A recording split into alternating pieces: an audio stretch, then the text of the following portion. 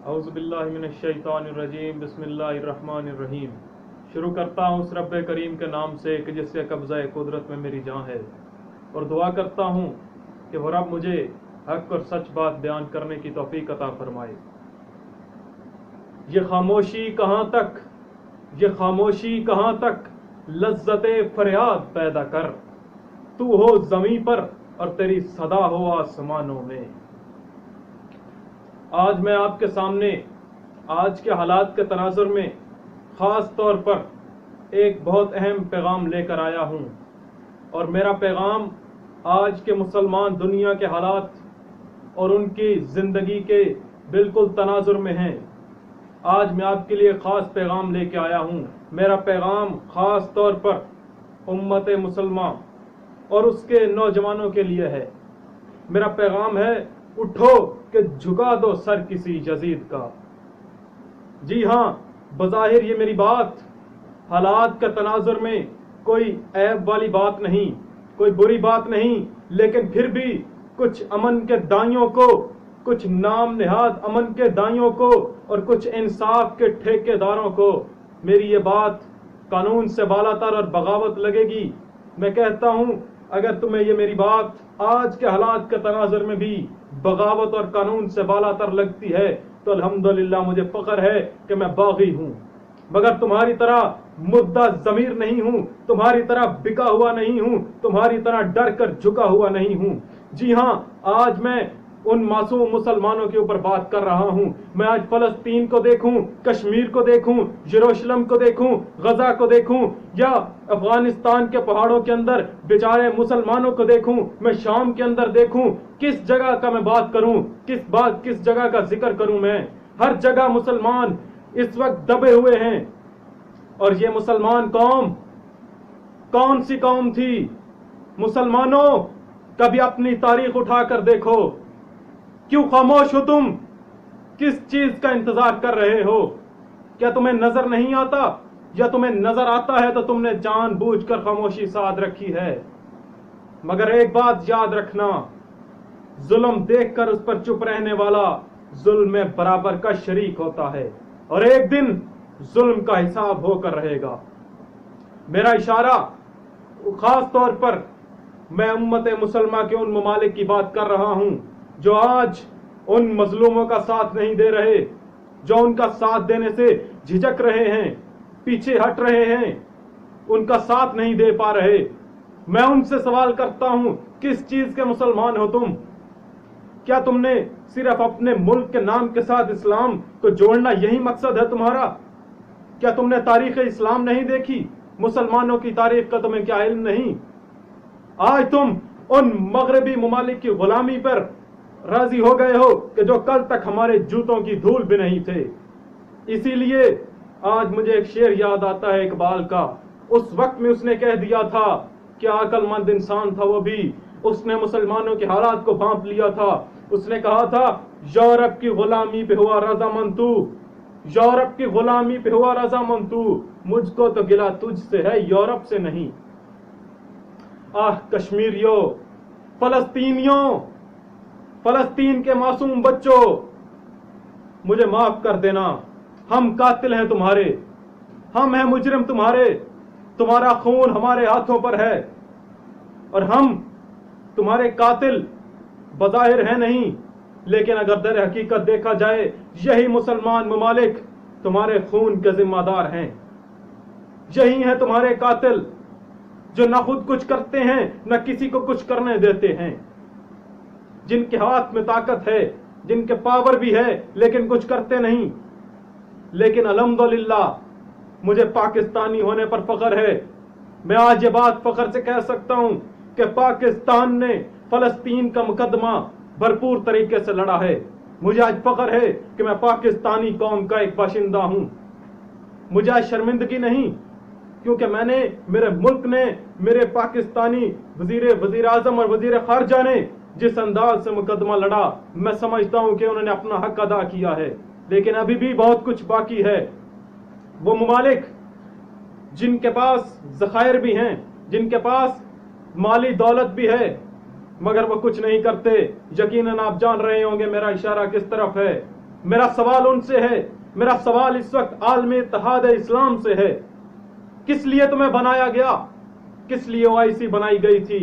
کیا اس لیے کہ تم ایسی رومز میں بیٹھ کر بڑے بڑے عیاشیاں کرو، ان غدار اور منافق حکمرانوں کو بلا کر وہاں اجلاس کرو اور خود اور عوام کی آنکھوں میں دھول جھونکو اور ہمارا اور اپنا وقت ضائع کرو؟ اگر تمہارا یہی مقصد ہے تو اس مقصد کی ہمیں ضرورت نہیں. تمہارا مقصد دنیا پر آیا ہے، تم فلسطینیوں کے قاتلوں کے محافظ ہو، تم ان کے دستگیر ہو. تمہیں اپنا تیل پیارا ہے، تمہیں اپنی زمین پیاری ہے، تمہیں اپنی عزت پیاری ہے، مگر وہاں خون تمہیں پیارا نہیں، کیونکہ وہ کمزور ہیں، کیونکہ وہ تمہیں ٹیکس نہیں دیتے، تمہیں وہ ان کی جائیداد، ان کی زندگیوں سے تمہاری تجارت نہیں چلتی، اس لیے تمہیں ان کی فکر نہیں. کس طرح زندگی گزارو گے، اس دن اللہ کو کیا جواب دو گے؟ میرا پھر اس سے زیادہ افسوس کی بات، جب دل دکھتا ہے، یہ لوگ کچھ کرتے تو نہیں لیکن پھر اپنی ناکامیوں کو ان عالمی اداروں کے پیچھے چھپاتے ہیں، اس اقوام متحدہ کے پیچھے چھپاتے ہیں جو ازل سے مسلمانوں کی دشمن ہے، اور پھر کہتے ہیں کہ وہ کچھ نہیں کرتی، ہم کیا کریں؟ ارے بھائی، تم ان کے پابند ہو، وہ تو مسلمانوں کی دشمن ہے، وہ تو قاتل ہیں مسلمانوں کے، وہ تو منافق ہیں، ان کا تو کام ہی مسلمانوں کے خلاف محاذ گرم رکھنا ہے. نہ انہوں نے کبھی پہلے کچھ کیا اور نہ وہ آج کچھ کریں گے. زیادہ سے زیادہ اجلاس بلائیں گے، وہاں پر مذمت کر دی جائے گی اور اسرائیل کو کوئی فرق نہیں پڑے گا، کیونکہ اس کو پتا ہے کہ اس کے پیچھے یہ موجود ہیں. اس کو معلوم ہے کہ اقوام متحدہ اس کے پیچھے ہے، اس کو معلوم ہے کہ یہی عالمی عدالتیں، عالمی قانون اس کے پیچھے ہیں، اس کو کوئی ہاتھ نہیں لگائے گا. کیوں؟ کیونکہ جس کو ہم بدقسمتی سے سپر پاور مانتے ہیں، وہ بدنام زمانہ ملک، وہ منافق ملک، وہ مسلمانوں کا قاتل امریکہ، جس کی ہم غلامی پر ہم مجبور ہیں. ہمارے حکمرانوں کی سوچ اس کی غلامی سے آگے نہیں نکلتی. وہ اس کو فنڈنگ کرتا ہے، وہ اس کا اسرائیل امریکہ کا اسلحہ خرید کر مسلمانوں کا قتل عام کرتا ہے، امریکہ کا اسلحہ چلتا ہے، مسلمانوں کا خون بہتا ہے. امریکہ کیوں اس پر بولے گا؟ کیوں اقوام متحدہ اس پر بات کرے گی؟ کوئی وہ انگریز کا خون تو نہیں، کوئی وہ یہودی کا خون تو نہیں، کوئی وہ ہندو کا خون تو نہیں، وہ مسلمان کا خون ہے. مسلمان کے خون سے آج ان کی تجارت چل رہی ہے اور مسلمان اس پر خاموش بیٹھے ہیں. کیسے تصور کر لوں کہ یہ وہی مسلمان قوم ہے جس کی میں تاریخ پڑھتا ہوں، جس کی مجھے تاریخ بتائی جاتی ہے کہ میں اس قوم کا بیٹا ہوں جس قوم کا ایک ایک فرد ان جیسے ظالموں کے لیے کافی ہوا کرتا تھا. مظلوموں اور یتیموں، غریبوں اور غلاموں کے لیے اس ایک فرد کی للکار ان کی آزادی سے زیادہ ان کو امپورٹنٹ ہوتی تھی. آج ہم کہاں پہنچ چکے ہیں؟ کس اقوام متحدہ کے ہم در پر اس کے جنی کے فقیر بن کے بیٹھے ہیں؟ کیا ہم کچھ نہیں کر سکتے؟ کم از کم ایز اے مسلم ہم ایک چیز کر سکتے ہیں. اگر ہم وہاں لڑ نہیں سکتے لیکن گھر بیٹھے بھی آپ کر سکتے ہیں، ان کا بائیکاٹ کر سکتے ہیں، جو ان کی مصنوعات ہیں ان کو بند کر سکتے ہیں. مگر معذرت کے ساتھ کہ میرے مسلمانوں کو ٹھنڈی کوکا کولا پسند ہے، وہ ان کے لیے زیادہ امپورٹنٹ ہے، وہاں مسلمانوں کا خون امپورٹنٹ نہیں ہے. وہ چیزیں جو اسرائیل بنا کر دیتا ہے وہ ان کو زیادہ ضروری ہیں، وہاں مسلمانوں کا خون ضروری نہیں ہے. ان کو بے لگام چھوڑا ہوا ہے. کس اقوام متحدہ اور کس قانون کو میں بات مانوں؟ یہ بکاؤ قومیں ہیں، یہ بکاؤ اقوام متحدہ ہے. جس کو جان سے پیسہ لگتا ہے اس کے حق میں فیصلہ کرتا ہے.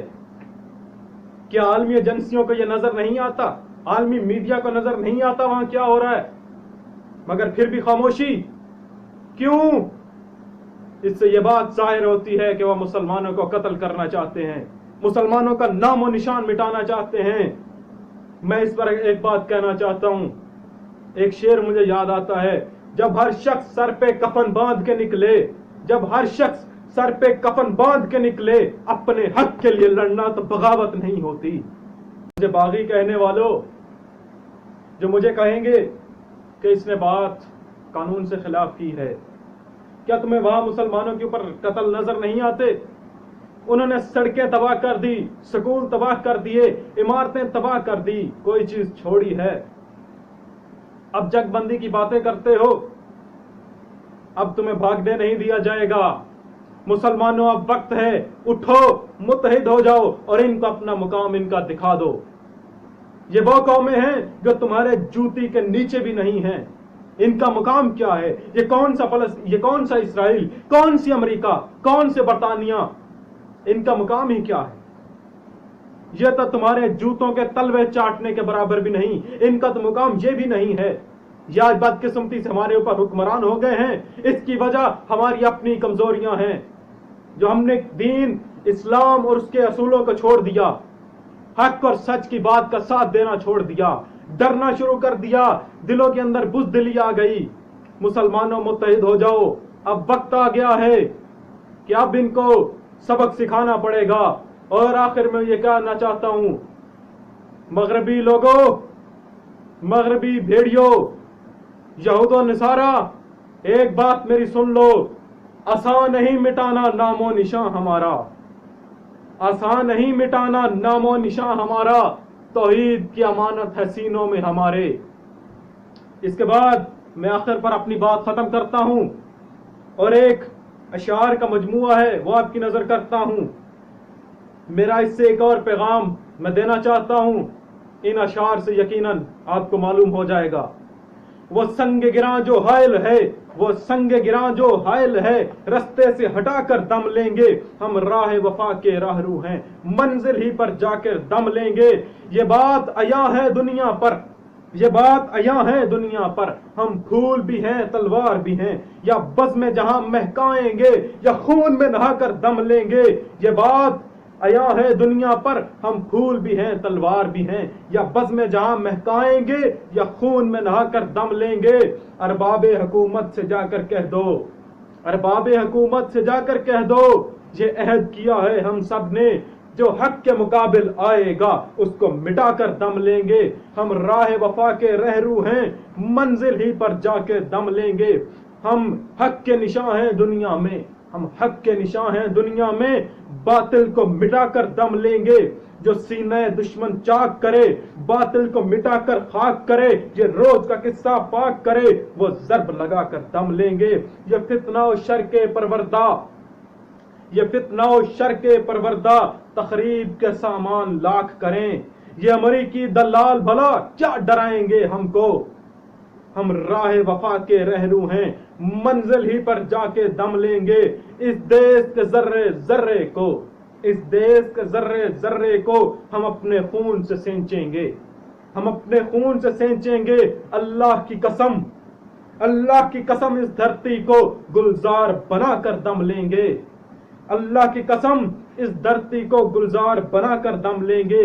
جس خون شہیداں سے اب تک، جس خون شہیداں سے اب تک گل رنگ ہوتی ہے یہ زمین، اس خون کے قطرے سے طوفان اٹھا کر دم لیں گے۔ ہم راہ وفا کے رہرو ہیں، منزل ہی پر جا کر دم لیں گے۔ انشاءاللہ ایک دن فلسطین آزاد ہوگا، ایک دن مسلمانوں کا غلبہ آئے گا، یہ بات یاد رکھنا۔